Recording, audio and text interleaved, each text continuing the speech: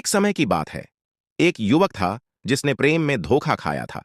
वह युवती जिसे उसने अपने दिल से चाहा था, किसी और से विवाह कर चुकी थी। यह समय उसके जीवन का सबसे कठिन समय था। उसके करियर में भी समस्याएं आ रही थीं। उसके सीनियर्स उससे संतुष्ट नहीं थे और उसे लगातार स्थानांतरित किया जा रहा था। उसके रिश्तेदार भी विवाह का दबाव बना रहे थे और जब उसने इन रिश्तों को ठुकरा दिया तो उन्होंने धमकी दी कि वे उसकी शादी में शामिल नहीं होंगे। यह समय उसके लिए बहुत कठिन था और वह इस बुरे समय के खत्म होने का इंतजार कर रहा था। इस कठिन समय में युवक ने खुद को शांत और संतुलित रखने के लिए धार्मिकता की ओर रुख किया। वह हर मुश्किल की घड़ी में श्री कृष्ण को याद करता और प्रार्थना करता कि उसे एक अच्छा जीवन साथी मिले। उसने अपने फोन की स्क्रीन पर एक नोट सेट किया जो उसे याद दिलाता था, everything will be fine, do not give up so early, trust Krishna. ये शब्द उसे हिम्मत और धैर्य प्रदान करते थे। 4-5 महीने बाद उसे एक विवाह योग्य बायोडाटा मिला।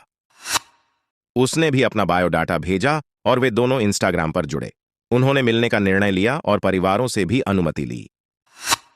उन्होंने जयपुर में श्री गोविंद देव जी के मंदिर को मिलने का स्थान चुना क्योंकि वह मैडम जी के घर के पास था।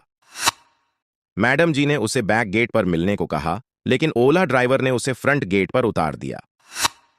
उन्होंने निर्णय किया कि मैडम जी बैक गेट से और वह फ्रंट गेट से मंदिर में प्रवेश करेंगे। संयोग से उनकी मुलाकात बिल्कुल भगवान गोविंद देव जी के सामने हुई। ऐसा लगा मानो यह सारी लीला श्री कृष्ण ने ही रची हो।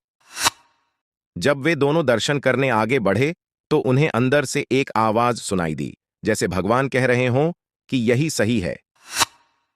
इस मुलाकात के बाद उन्होंने एक दूसरे को जीवन साथी बनाने का निर्णय लिया।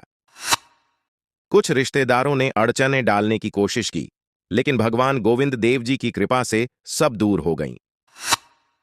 बाद में उन्हें पता चला कि मैडम जी भी नित्य गोविंद देव जी के मंदिर में आकर अच्छे जीवन साथी की कामना करती थीं।